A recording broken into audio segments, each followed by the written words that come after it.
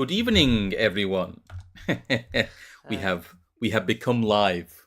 Subscribe to our channel for more V-Bucks. Yes, we'll be doing For real, no cat, Andrew Tate, the Whatever Podcast. I'm running out of Zoomerisms. Oh no, the thing is, there aren't even that many See, Zoomerisms. I would say things that I think of as Zoomerisms, and half of them probably just don't fit whatsoever. No, the Zoomerism well is relatively shallow. However, what I know that's more important is the fact that we're back. We are indeed back, and welcome back. I see some returning members in the chat. I gave Yiz the Eunuch there the wrench just because I realised we don't really have any mods. No, I'm not looking at the chat. Anything can happen. So. We have our own tranny Janny. We do. Oh no! The prophecy is fulfilled. The prophecy is fulfilled. It's just that generally I stare at chat like a hawk. So yeah, I don't factor in the whole moderation thing. But yes, we are hot off our. Well, not hot off our. I suppose we had the bank holiday Monday, and we decided to make use of our time otherwise, and you were also busy. But we are off of our sort of informal, impromptu Nomos weekend that we had some people out, and you know who you are, and you were there, and thank you for being the dedicated source. Yes, thank you for manifesting yourselves in real life, even though literally everything that could have gone wrong did go wrong.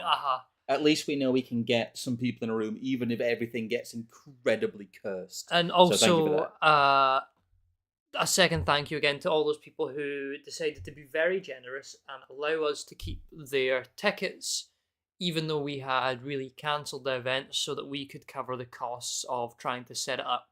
It's really, I think, that alone sort of makes us realise that we can continue to do this in future, even if we know something might go wrong, because there are people who are willing to step in and put their hands up and be like, look, don't worry, we've got this. So we appreciate that like a whole lot. Much as we also appreciate all the people, of course, who turn up to the streams and they like them and they do the comments to summon the algorithm gods and whatnot. Yes. And those people who also choose to support us either through super chats or super stickers or the Substack or the PayPal link that you have put in the top of the chat. Whichever of those works for you, feel free to help us because it means we can do more of this and sort of justify it. Yep. It's the whole point is that we've already got a chat from Frozen, a super chat. Thank you for the £3. It says Zoomer cauliflower haircuts should be illegal. I agree. We need to ban the weird mulatto hair. I don't think they can help it though. Yeah, I'm gonna say we should probably give most of them skinheads. I think it would do a better for their look, really. But also welcome Anthony Keenan and current year.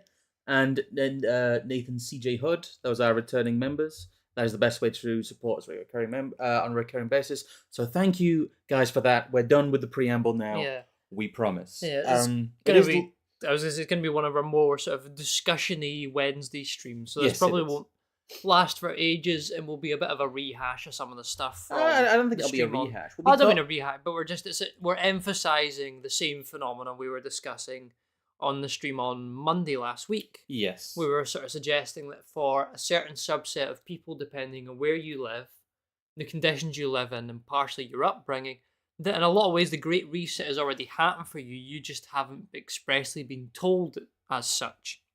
No. And the Zoomers, in and of themselves, are, of course, as the most recent generation who are coming into adulthood, are actually literally the most affected. Yes. Zoomers most affected. Zoomers actually most affected. Has everyone caught the Zoomer in the window there? I tried to make him quite subtle. I've tried to make him look like on the outside because my whole narrative in my I like head... how you've got the jewel pen on the couch. Yeah, there's the jewel pen on the couch. But this is the pod apartment that he can't afford. Yes. He lives in the slightly shittier pod apartment. Yeah, he lives in the much shittier pod. And he doesn't smoke jewel pods. He smokes like the off-brand ones from the corner shop that give you a really bad aftertaste. He smokes the baggy pods. Yeah. He smokes the baggy shop pods. Oh no. Oh no. He got no V-Bucks. He got no perm. He don't even got the Air Max. Well, we'll be... There's a confluence of kind of some of our previous work here, which is you obviously mentioned last week, the Great Reset really happened stuff and the skills collapse stuff. But really, this is a look at what does this mean for what is loosely termed Gen Z moving forward?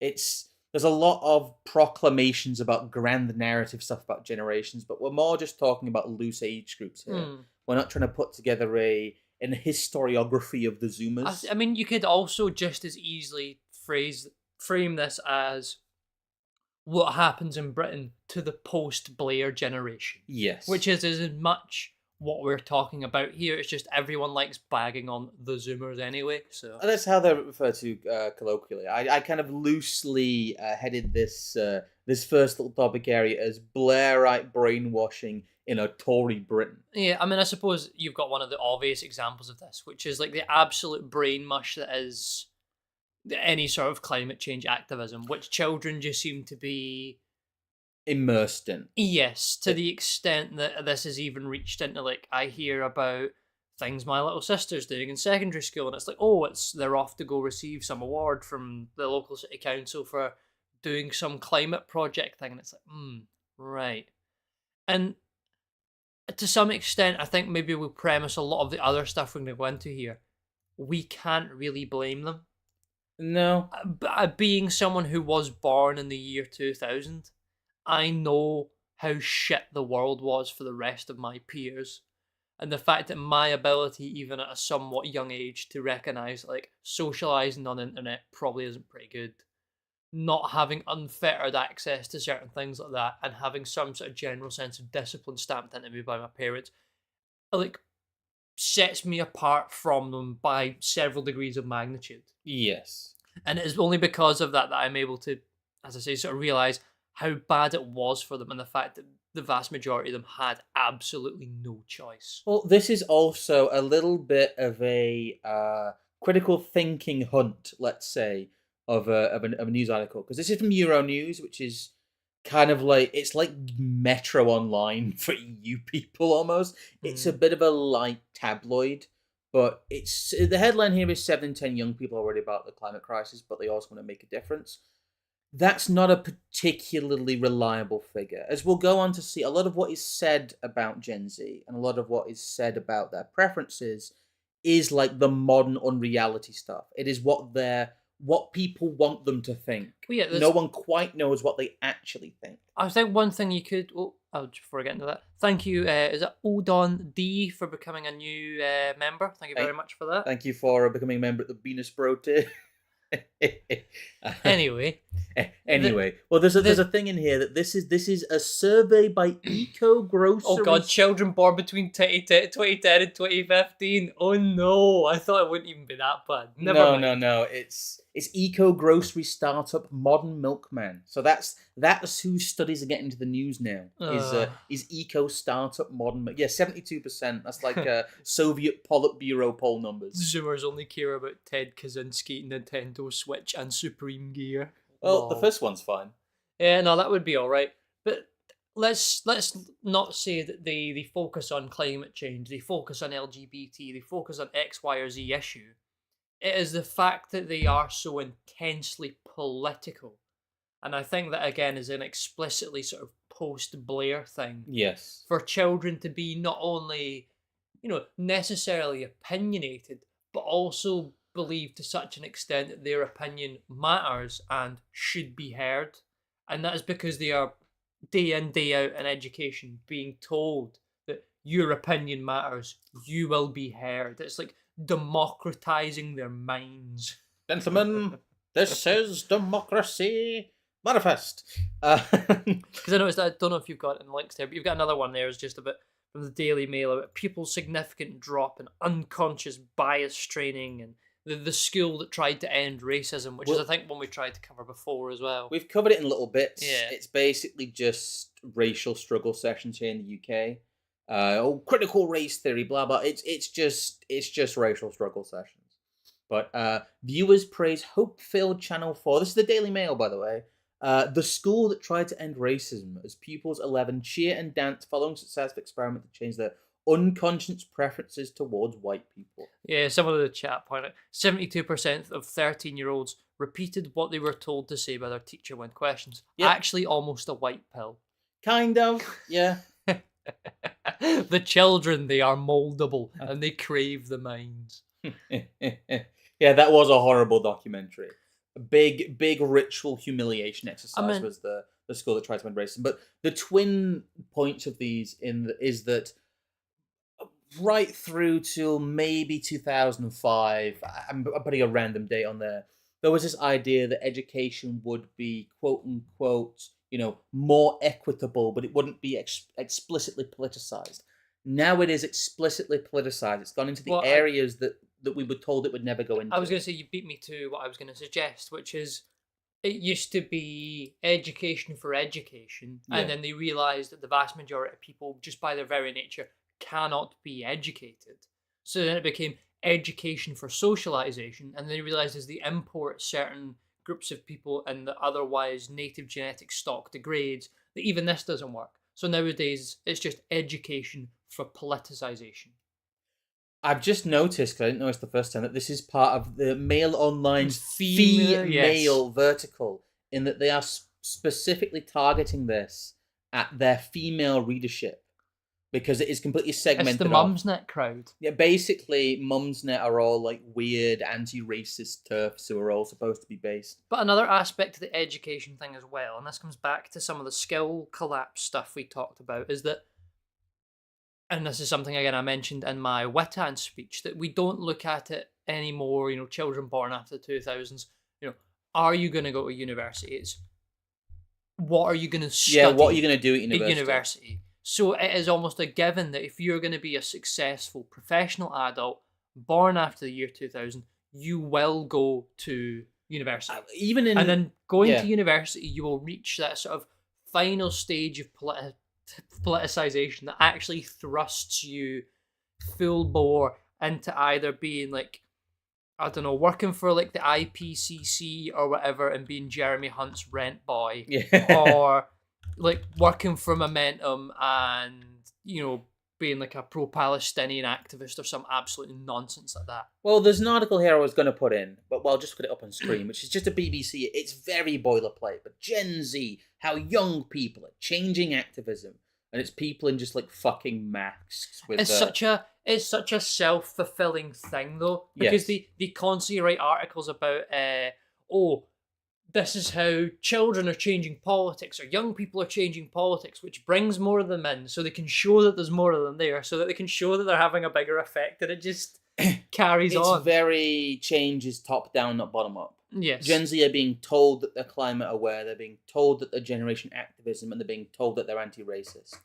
And some of it may stick slightly, but most of them would just sit there, worry about rent and worry about how they're going to get a job when nobody has a job anymore. Well, it sort of points to an interesting dilemma. Are they politicizing these people so that they end up in a kind of accepting malaise? They are so...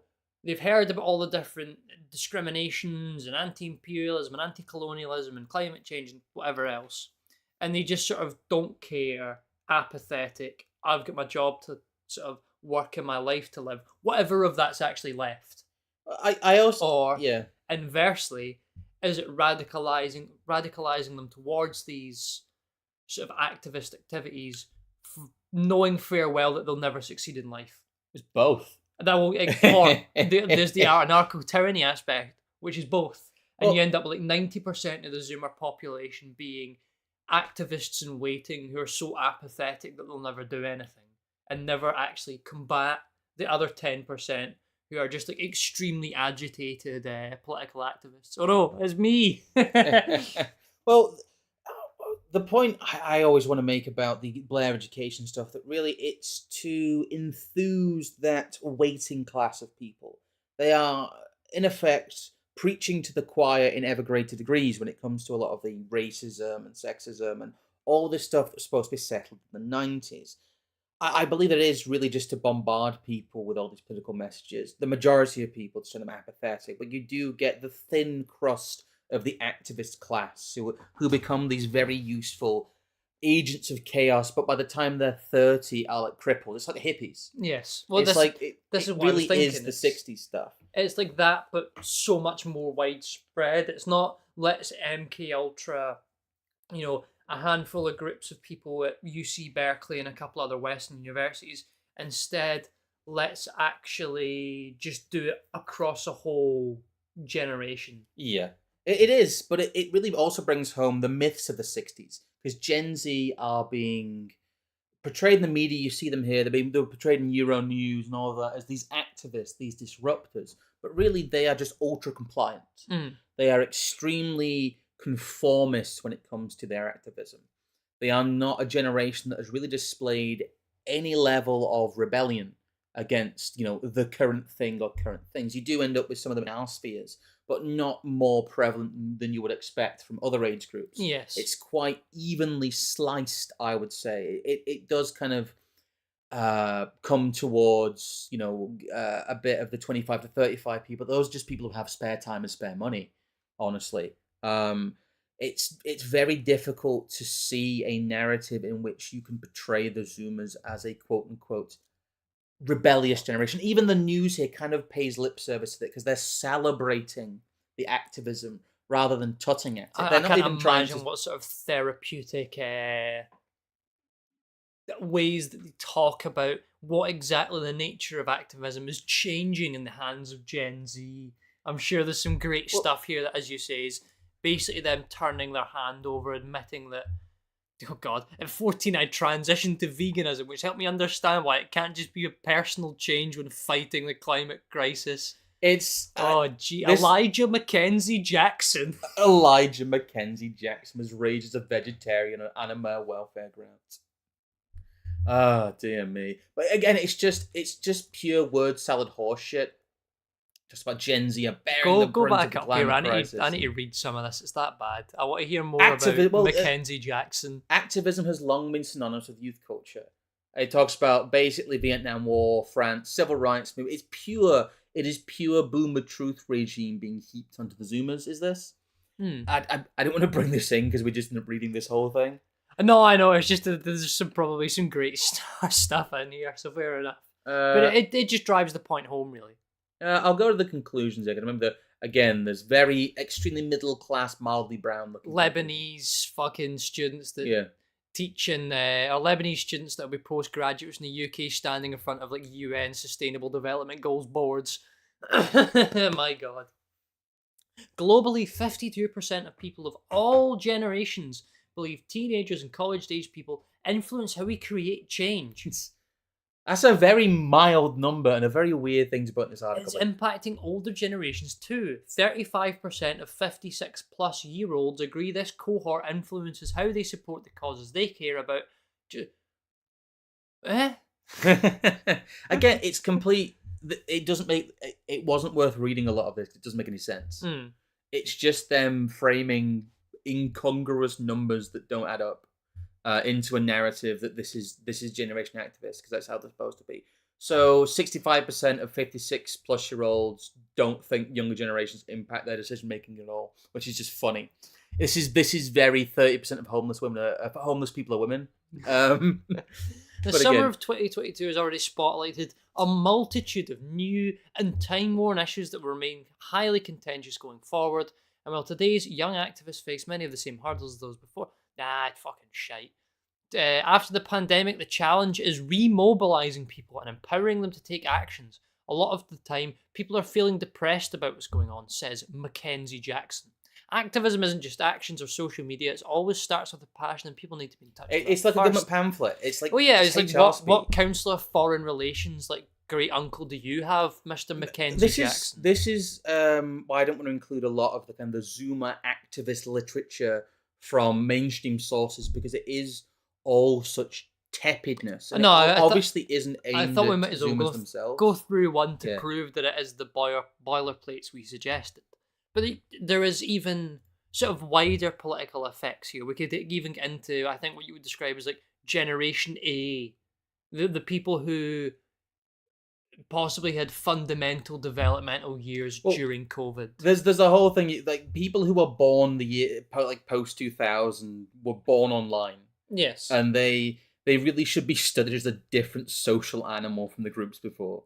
Well, no, exactly. The amount of socialization they do at very, very sort of what would be the phrase, like important years for forming who you are as a person, is all done without the actual ramifications of attempting to interact with people in real life. Well, one of the most visible effects already on Generation Z has been the lost 2 years that everyone Well, within the education system I was had. thinking more of the Generation A stuff about not just education, but just like basic socialization. Can you imagine the sort of the state of the children who are, 6 or 7 now, that were 2 or 3 at the start of lockdown, and then Yeah. basically missed late nursery, start of schooling, and spent most of that at home, probably slavering over an iPad. It's a great advert for not relying on the public education system, though, because if the provision goes, if the free and infinite provision of high quality education in quotes ever goes away, like it did for 2 years, you will end up with a child who is basically retarded because you do not have the skill set yourself, you are not prepared, and there is not the support system there for you to effectively transition into homeschooling, especially if you haven't thought about it before that moment.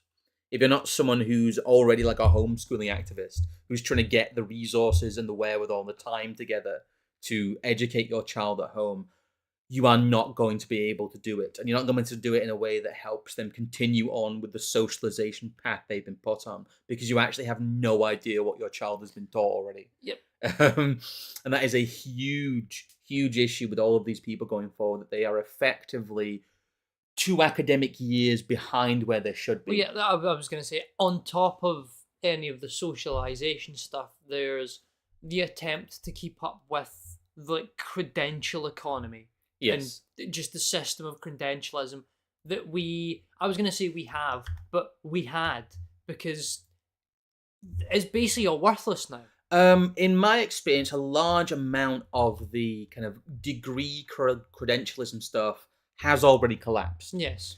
If you're looking for somebody as a junior position in an organization, even where they are required to have technical skills, you are not always, or you are increasingly less looking for people with a degree, because of how little of an indicator of quote unquote competence it is now. I think that has already happened, and I think that there has already been this kind of this end point of credentialism.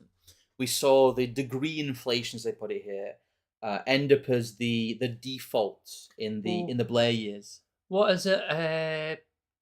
From the period up to 2016, something like over 40% of adults in Britain had a degree. And Tony Blair, about 2 years ago, put a thing out saying he wanted at least 70% of all adults or people of adult age to go to university. So how is the notion that a degree is an elite form of education that makes you stand out for the majority of people go from being the norm, like even 30, 40 years ago, Yeah. to we're now at a period where everybody has to go to university.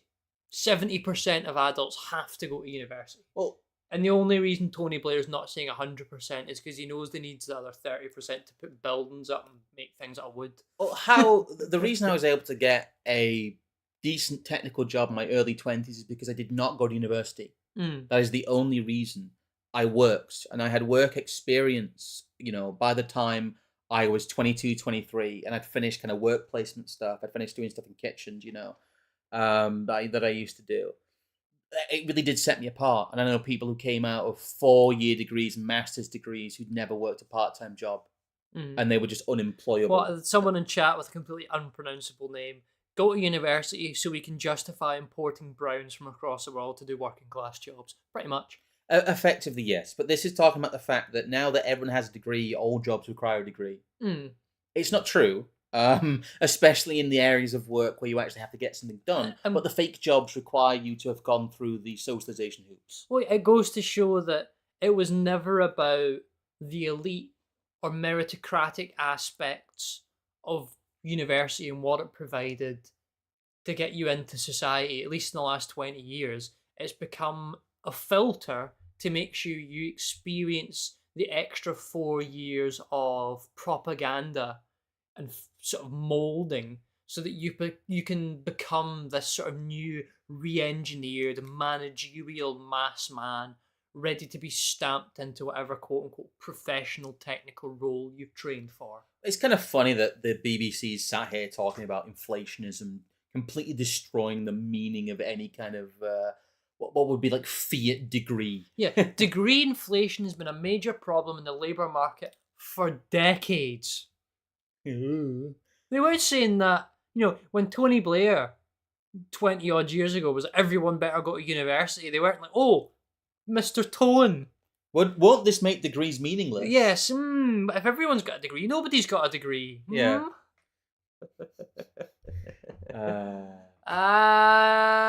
Post-pandemic economy needs a reboot, a reset, you say. Same jobs, new competencies, not really. Middle skill jobs, all of this. Yeah, again, people climbing Scroll up Telegraph again there, what poles. was the statistics they had? Why is that, sorry? That first paragraph under the second heading. Keep going up. Sorry. Keep going. Less than 7% of the world's population holds a bachelor's degree. 7% of the world's population. That's fucking insane. Yeah. 7% of the world's population has a bachelor's degree, including, like, the dirt farmers. I'm gonna go burn mine now that I've read that, because it ain't worth shit. 7%. That's so awful. That's like 700. That's like 500 million people. Again, the whole point we're making here, though, is that the Zoomers will enter a world in which credentialism that reached its crescendo with the Blair years will become completely meaningless. I would say it's a bit more like 100 million, but the point very much still stands. Yeah, 100 million, yeah.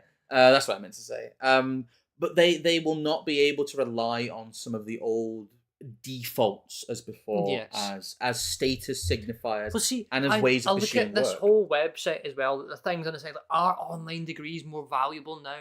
There is a certain sort of class of Zoomer who's probably autistic enough that they get a kick out of trying to perfect like paperwork and applications for things. Yeah.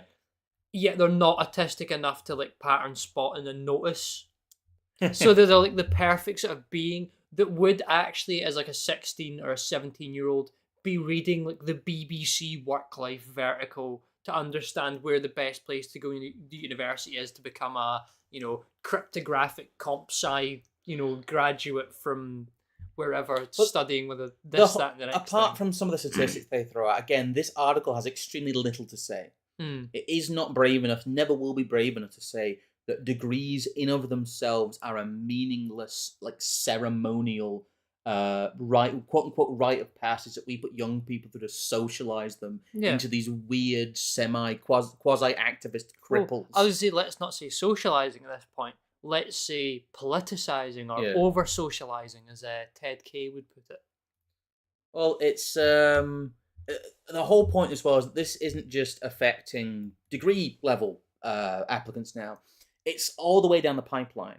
Because with all the rubber stamping, anyone who did any kind of examination during the lockdowns as well, which are all the Zoomers, if you are SATs, GCSE, A-level, or degree kind of educated during the lockdown, if you were going through any of those, all of that will be called into question. And none of it will be seen as a reliable indicator for your competency. Well, see, to the point that your public education has effectively been thrown out. Sean Weil in the chat saying, overproduction of elites, too many chiefs, not enough Indians. I don't think that's so much the problem. It's the pretending that these people are in any way, shape, or form elites. Yes. They aren't. They are not. They are dribblers who are sort of wearing the garb and the mask of elites because they've been told to. I mean, I understand this now myself. I was told to, you go to university because you're clever. This is the attitude constantly put upon you, is that, oh, well, you're valuable, you're this, you're that, so you've got to go to university and you go be better. It's, well, no, because that's not how the world works. My tutors were aghast after my A-levels when I didn't go to university. They were appalled because I got good A-level results and things like that. They thought I was, they basically told me I was throwing my life away. And now I know people who have master's degrees in niche forms of international law who work in co-op. But as you say, that there is a trickle down effect here that has meant that the sort of mass credentializing of youths in schooling just doesn't work either. No.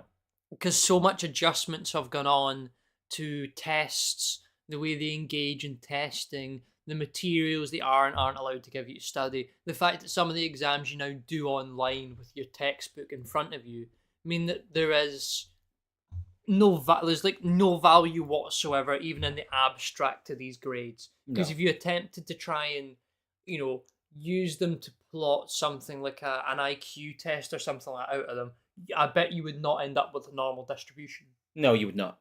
You wouldn't end up with any kind of curve. You'd end up with basically a cloud. Well, no, you'd end up with straight line. You'd have a sort of normal distribution with a massive skew and plateau between about sort of 65 to 80%, which is obviously your basic C plus B minus kind of pass, which everyone basically needs to get into university, of course.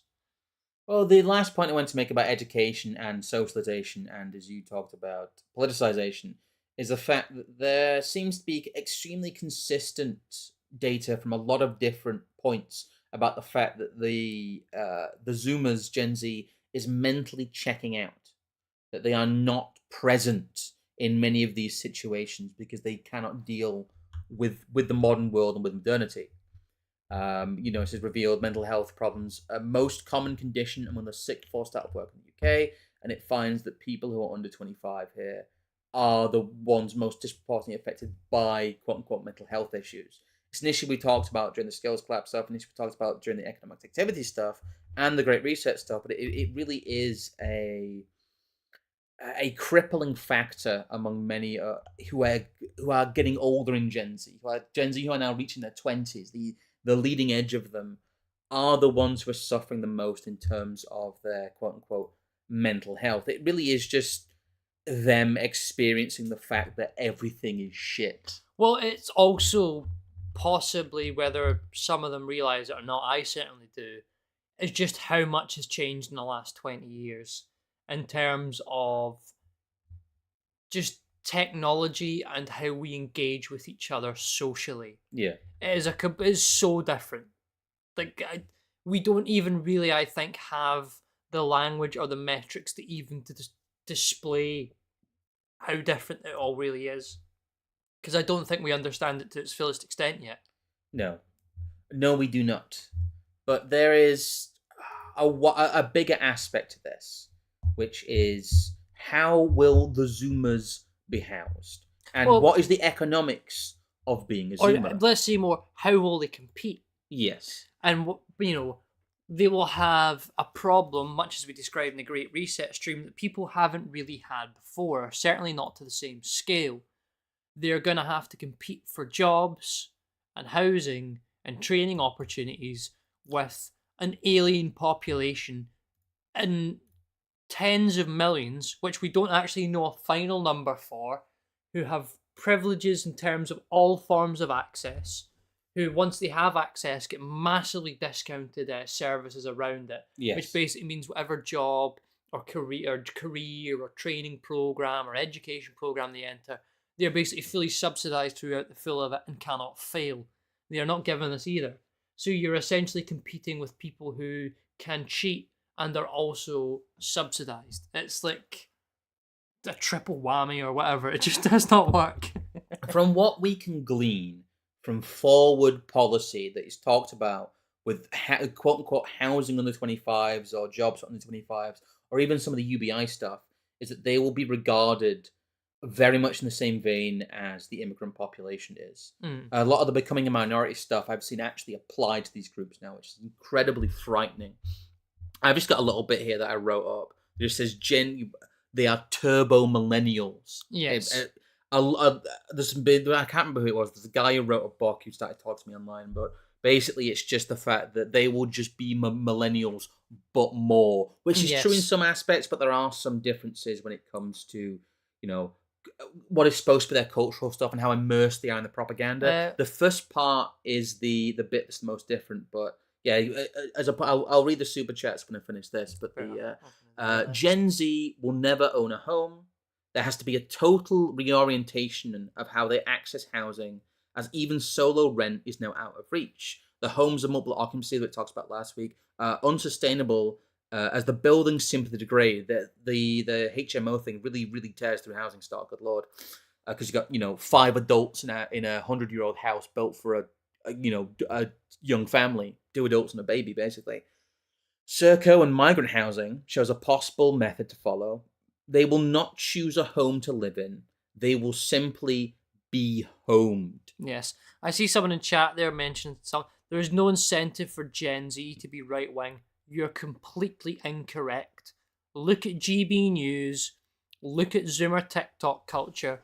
They are obsessed with like Nazi imagery and the Chad and Andrew Tate.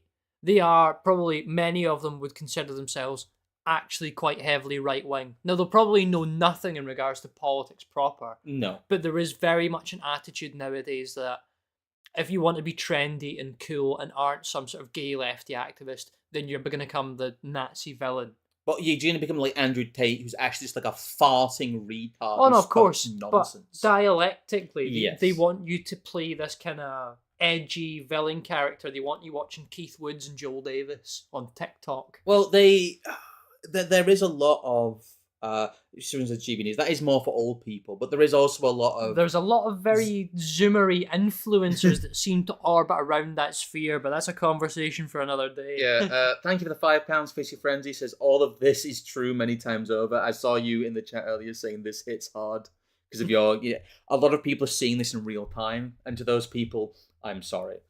Who's on first? Thank you for the $9.99.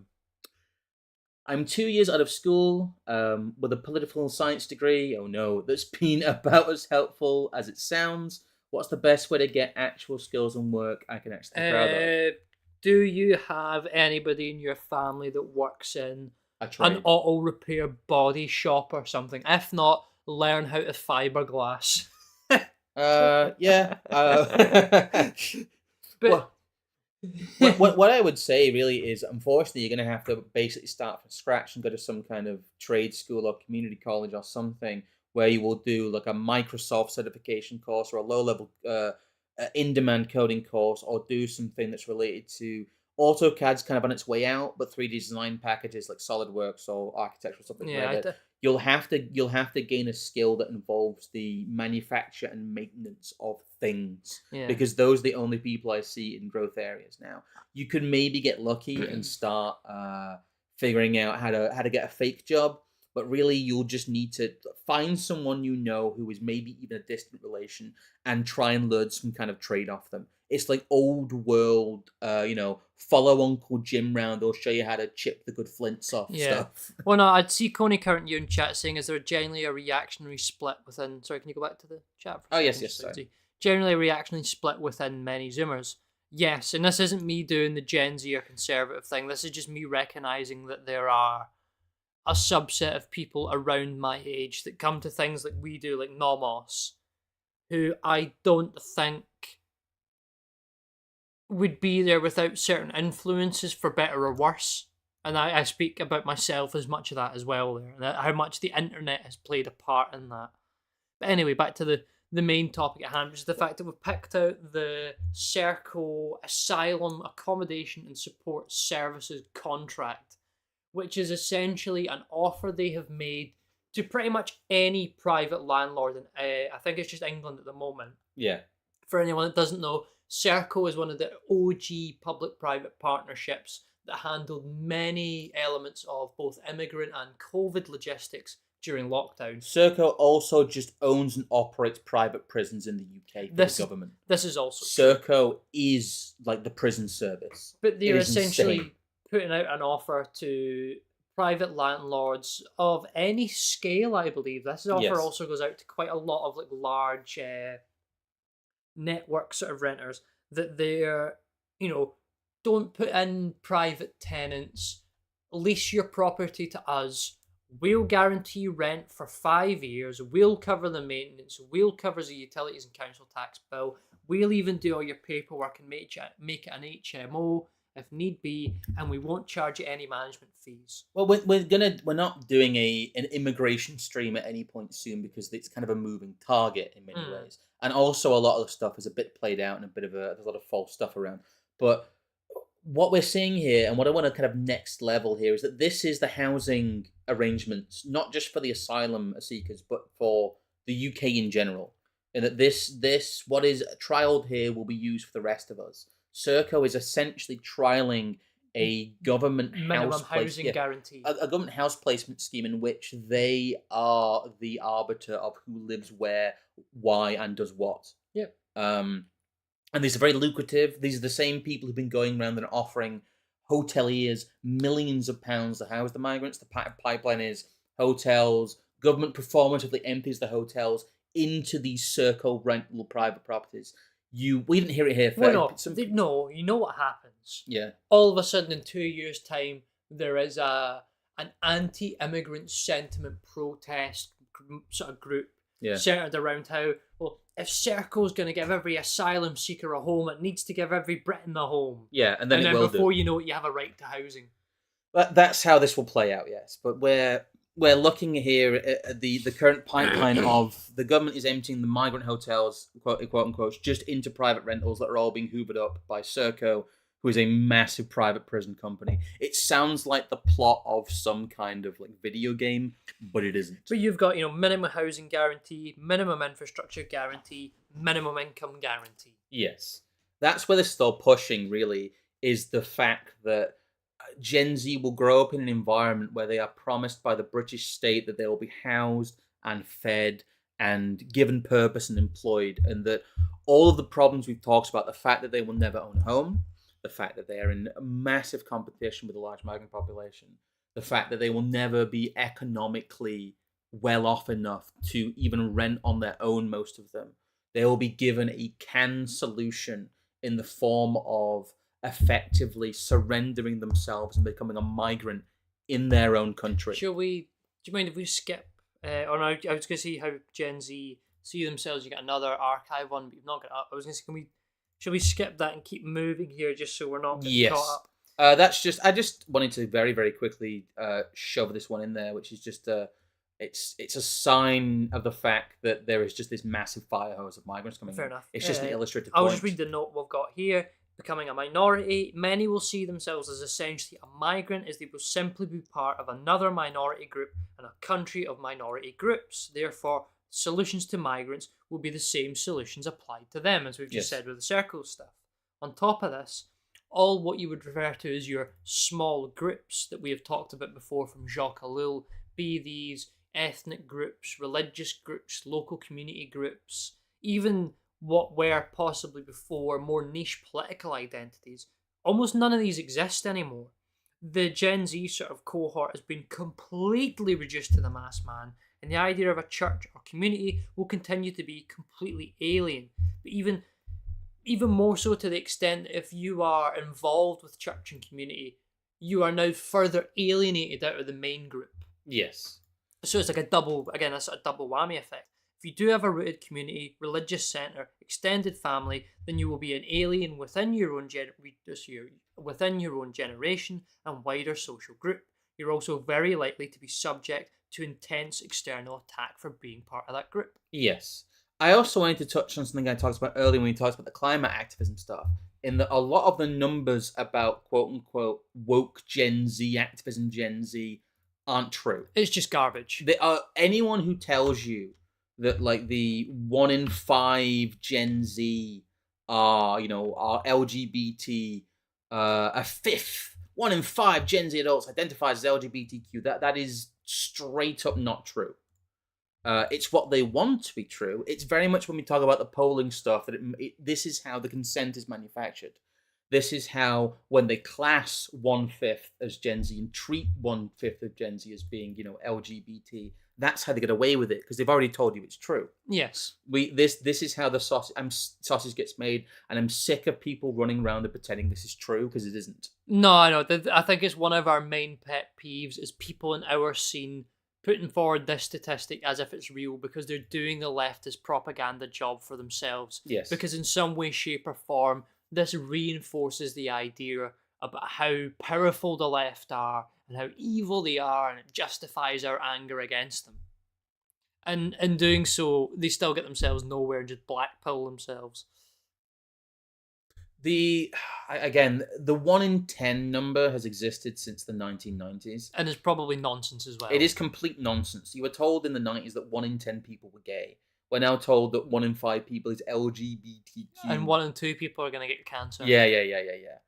And a further point, again, which I think never really gets properly mentioned or dealt with, is that Gen Z, who have grown up online, who have grown up with the computer, are generally less technologically literate than people from the generation prior who weren't au fait with computers from day dot. Well, we already did all that stuff with the skills collapse. If you guys want to see how tech illiterate Gen Z is, go read our Substack or go watch our stream on the skills collapse. But we did quite a detailed job on that. That is, of course, a consequence of something we've talked before a number of times: learned helplessness. Yes. That the average Zoomer, because they are so accustomed to easy user technology, they don't know how the actual back end of the machine works. And as you said elsewhere, that there was this sort of notion that these things are like a computer is just a black box full of magic. Yes. You know, for them to understand that it's like a silicon chip on a bigger chipboard that communicates in ones and zeros and hexadecimal code and passes information round and reparses it in different bits of itself. This is like completely lost on basically all Zoomers that aren't weird like tranny coders. And you could probably presume that those people are so handless and technically illiterate elsewhere that basically washes out. Emmeline says, how can Zoomers be tech illiterate? They're on social media 24/7. Exactly. I don't know if that's ironic or not, but that's very funny. Yes, they're on Twitter, on social media 24/7. Social media tells you what a retweet button is. Ben Gale, but how can I learn about the skill collapse when I can't read? We'll do a Braille one for you. No, I don't think he's blind.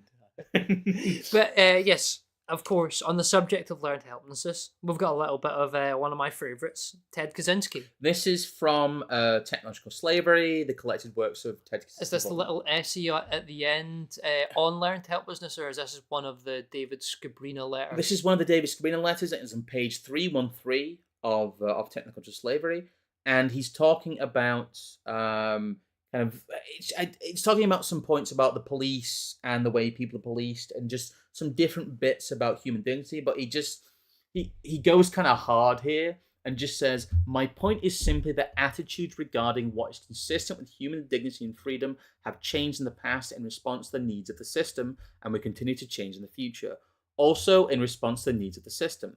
Thus, even if future generations are able to solve social problems to the extent necessary to secure what they conceive of as human dignity and freedom, their solutions may be totally incompatible with what we would want for our posterity. Before we carry on there, because you've got the next paragraph, that so perfectly sums up the idea that people will wrangle with wokeism to celebrate with themselves inside the pod.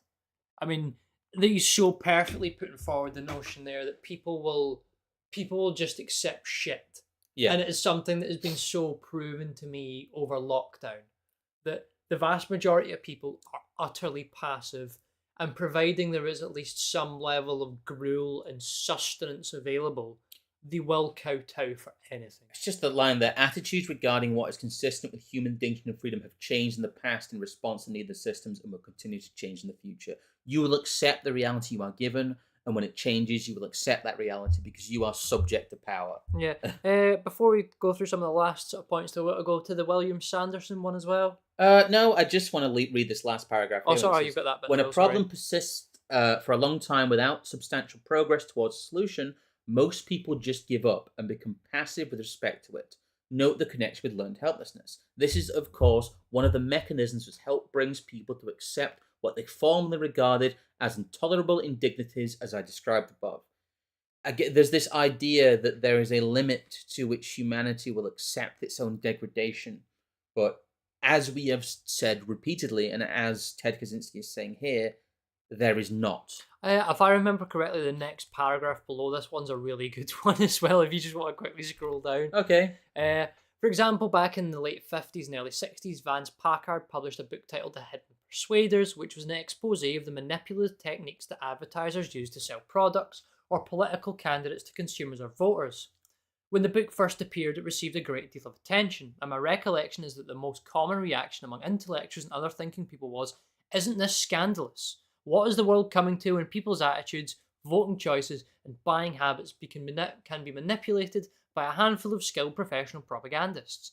At the time, I was in my late teens and was naive enough to believe that, as a result of Packard's book and the attention it received, something would be done about manipulative advertising. Obviously, nothing was done about it. And nowadays, if anyone published a book about manipulative advertising, it wouldn't get much attention. The reaction of most of well-informed people would be, "Yeah, sure, we know all that. It's too bad, but what can you do?" I mean, it's perfect description of the attitude there. Well, this is really a description by Ted Kaczynski of how the ratchet turns. This is a perfect example of how people will learn to accept whatever is put in front of them. It is very, very simple. The black pill dinner ladies are in. Tuck in. Tuck in. £5 there from Norbert Sherbert says, "This is the pint I didn't manage to buy at the weekend." Thank you very much. Thank you for the £5 there. And it was nice to see you. And if I didn't see you because you couldn't buy us a pint because you weren't there, sorry you couldn't make it. I'm not quite sure if that's an alias of someone who was there or not. But don't worry, we'll add 40p to your fiver there and get 2 Theakstons. Yeah, we will do. We will consume the Theakstons. There's a couple more bits here. I don't want to go over them in too much detail. I was going to say, do you want to go on to the other William Sanderson? I will. I'll just read this quickly. There's a quick part here that I didn't want to skip over. Is that there's the boomer excesses of the 50s. Yes. You know, there's all the stuff we talked about. I'd get the B&O Cruises stuff up, but I do have another quote here, which I think is a great background here. But I'll go into the generational skill stuff in a sec. But this is kind of a discussion point between me and you. We've had a couple of times, which is that there's the boomers very obviously didn't want their childhoods to be possible again. No. And a lot of, not just me, but a lot of people believe it's because the boomers do not have a concept of the fact that they are going to get old. And they are threatened by their own children. If you look at how many of them behave, they still behave like 20-somethings. Yeah. Many of them have failed to make wills. They have not reckoned with their own morality because of how they were socialized. But I think I said this to you as well. That you always think of the idea of like the kid born in like the late 40s from you're born in the late 40s, by sort of you're into the 50s, you're 10, 11 years old, you run around your massive 10-acre garden that your dad, who works as a plumber, owns, and he's bought you a 2.2 rifle to run around shooting cans in the back garden. At 16, you're given, mum's old 55 Chevy, which you take down to your friend's garage and put like a supercharger nitrous on it. All these sort of ridiculous amounts of excess that they were allowed to get away with. And now they turn around and you've got to be driving a green car. You've got to be putting your mask on for COVID. Yeah. Gun safety. Don't you cough on me. Yeah. You can't be a racist, even though back in like the 60s and 70s, we used to just all cut about the South, like abusing folk and this, that, and the next thing.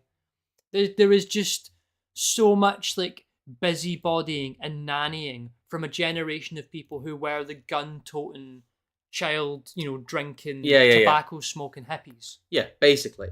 It's a huge kind of hypocrisy boost here, but it's to be expected from the boomer generation. The big point though really is that after the boomers failed to pass on their skills to kind of the early millennial generation who has had Zoomer children and will continue to have what are Gen Z children, that this chain of generational skills was broken by the boomers who were their grandparents. And it leaves the Zoomers utterly bereft of any notion that generational skills even existed. Large parts of the modern world, like computers and social media, are simply taken as givens.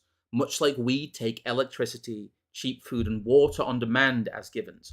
And just as we would appear, as an extra point to previous generations as like pampered retards who didn't know how to, process a deer or fry, in a situation where you'd have to find emergency fresh water for a couple of days, that kind of thing. That we, as a people, take it for granted that we lack survival skills, but we don't take it for granted that the generations after us will lack even more generational skills. It's not that these people... They're not going to be able to keep the lights on. Yeah. They will not be able to build buildings that last for a century, 2 centuries. They'll not be able to take care of large-scale industrial machinery that keeps the grid running and sewers running and any of these things. They're going to be completely incapable of maintaining this infrastructure that we've had for over a century at this point. And to some extent, of course, we take it for granted.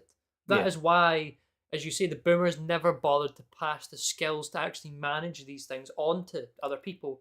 One, because they didn't want the youth out competing them. Yes. And two, because I think they just completely lost sight of just anything worthwhile because they just lived in such excess. Coney Current, they're with £5, a good point. So millennials really undervalue how they were the last generation to be properly socialised by doing activities in person and being part of a common culture. Yes, very much so. In the same way that the boomers do not realise that their dad's sitting down with them and making them work on, their 55 Chevy when they wanted to be outside, running around up a tree. Was something that set them in their path on later life and meant that they had actual mechanical skills. And there's also just like some oddballs to throw into the situation here as well. I mean, we are possibly maybe less than 5 to 10 years out from wide-scale acceptance of euthanasia. Yes. What does the Zoomer in the thumbnail do when he can't afford the pod? When he can't get a job because everybody else that lives in his town's a packy that gets paid a silly amount of money to basically do nothing and take the piss at white people. I like how you looked that up and you just get the Samaritans thing. That's hilarious.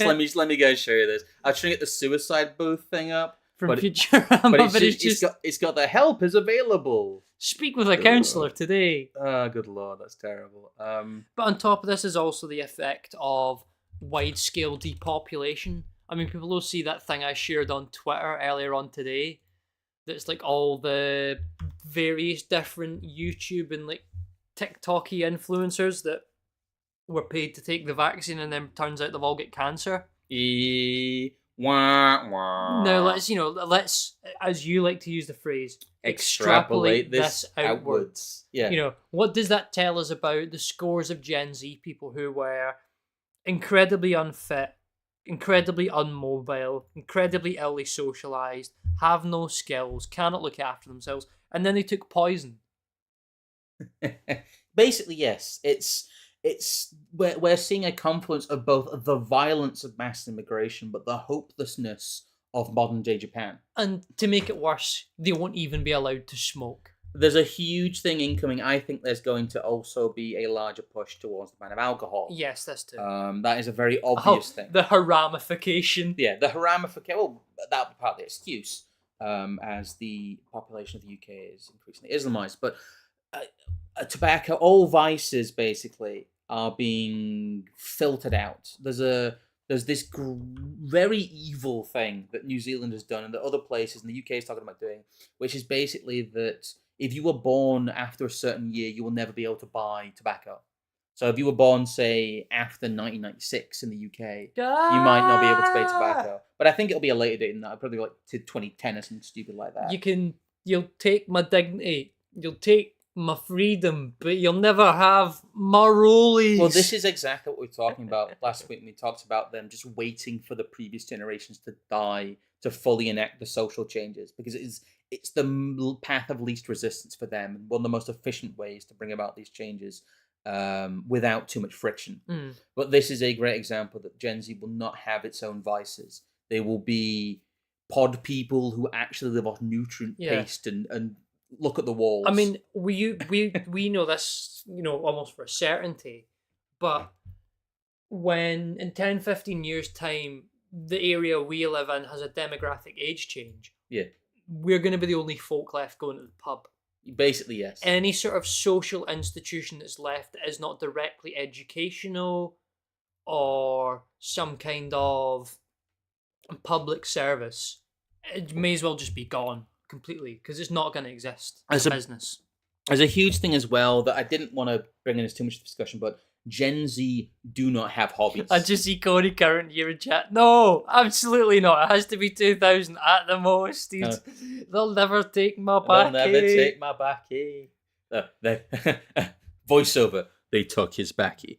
Death or drum. Death or Siggy's. But I wanted to finish on. I've been reading a book by William Sanderson called Statecraft. If anyone wants the PDF for it, come find me on the Telegram and I should be able to send you via that. It's from 1926-27, written in the interwar period. And there's just like different bits and pieces here, but that's from the chapter, The Secret of Memory. It is therefore overlooked the importance of breed, the outcome of the process of improving the physique and character by absorbing memories of a consistent nature. Breeds are distinguished by their different memories and the experiences which have produced varying characteristics. Health and breed temper the mind, and if both are pure, prepare it for the reception of conscious standards of good taste. Thus it desires and selects the best, and leads to the rule of the best, aristocracy. Progress is therefore the increase and accumulation of knowledge and results in improvement of breed. To ensure such progress is the object of national politics. The education of masses of people in the mere paraphernalia of learning without any effort to inculcate tradition or preserve instinct is destroying race memories, as it has obviously destroyed skill. Instead of being a country of craftsmen, England has become a land of unskilled labourers, as was proved in the general strike of 1926, when the so-called skilled workers were in a few days replaced by volunteers with no previous training who did the work quite as well as those regularly engaged in it. Politics has been reduced to the same low level, and the amateur and professional alike blunder on without the slightest grasp of principle or any conception that statecraft is both a science and an art. That goes incredibly hard. The education of masses of people in the mere paraphernalia of learning. It is. It is the mere paraphernalia of learning. And that is one of the best ways I've ever seen it put. But the combination of breeding and race memory in here makes it I think a lot of people will be yikesing if they come across this by accident. Our regular audience I completely trust with this stuff, obviously. You guys are very along with us on this ride, but it's great to see just how plainly things were put in the past. Whereas if you were to say something like this today, you would actually be branded like some kind of goose stepper. Yes. You couldn't say this on a Lotus seat, let's put it that way. No comment on that. I just want, before we head off as well, say thank you to Radliv for doing a little summation post of the stream. Yes. That was quite a good one he's done there. And yes, we have played a bit of a blinder by going education for education's sake, education for socialization's sake, to education for politicization. Yes, we have. I will quickly once again shill the Substack. I know there's not been a lot going on there, but there is a lot of the stuff we've been going over will be on there as notes. And I'm also just working on some slightly more complex things on there as written pieces, so there will be more written content. We haven't forgotten about it. We're just quite busy. Not to totally derail the end of the stream there, but someone's saying the fact that, they're getting rid of booze and fags. What do they want us living in our pods till we're 120? No. They want us dying sooner. That's why they're getting rid of the booze and the fags. But I don't know. I don't think we have really much else to shill. Do interact with these videos if you want to keep seeing them. That really is the only way you will continue seeing these streams. Do share them about. Do grab people randomly in the street and shake them. Yes. Watch Scrumpet Evelyn. And just run off. Yeah. I'm in the police. I'm going to do that. Do not become public miseries. No, but please do consider, as some people have this evening very generously, support the work that we do, because at the end of the day, it's sometimes not the easiest thing to be doing, especially when, I know in my situation anyway, I'm sitting there thinking, I could be either training for some other thing or trying to get some sort of work together. But in the same vein, it's also kind of like, well, if we're not going to do this, nobody else is. So, if people who out there enjoy our content want to make it worth our time to do it more, then expect more and expect it to be better.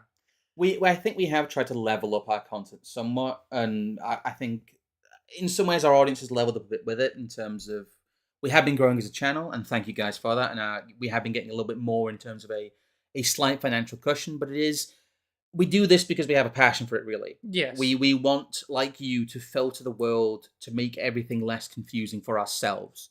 It's quite edifying sometimes just to research these streams. I know a lot of people consider them blackpilling, but really this is a lot of the cope of modernity falling away. Oh, is this time we get the image you made up earlier on? Or do you want to save that? We'll save that one. I don't want to get them all out. Anyway, you know what's on the menu today. You know what will be on the menu next week. It's black pills and more black pills. It's black. Eat your slop. Eat your slop. It's black pills all the way down. But thank you guys for watching, and do have yourselves a very, very good evening. Good night. Good night.